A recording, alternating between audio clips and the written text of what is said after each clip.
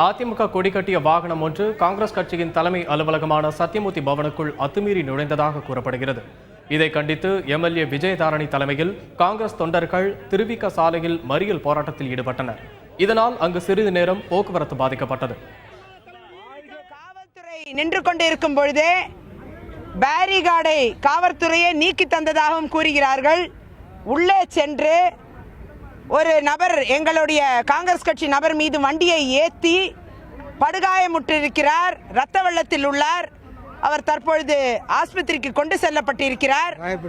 அதே போல பெண்கள் மீது வண்டியை பாயும் அளவிற்கு வேகமாக உள்ளே வந்து கற்களை வீசி நிறைய பெண்கள் மீது கல்வீச்சு நடைபெற்றிருக்கிறது.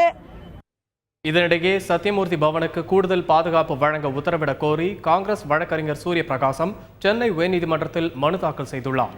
EVK இளங்கோவனுக்கு எதிராக போராட்டம் நடத்துபவர்கள் மீது உரிய நடவடிக்கை எடுக்க வேண்டும் என்றும் அம்மனுவில் அவர் தெரிவித்துள்ளார். இந்த மனு நீதிபதி MM சுந்தரேஷ் முன்பு நாளை விசாரணைக்கு வரவுள்ளது. EVK இளங்கோவனுக்கு எதிராக அதிமுகவினர் போராட்டம் நடத்தி வரும் நிலையில் அவரை எதிர்க்கட்சிகளை சேர்ந்த நிர்வாகிகள் சந்தித்துள்ளனர். திமுக அமைப்பு செயலாளர் ஆலந்தூர் பாரதி, செய்தி தொடர்பாளர் TKS இளங்கோவன் ஆகியோர் இளங்கோவனை சந்தித்தனர்.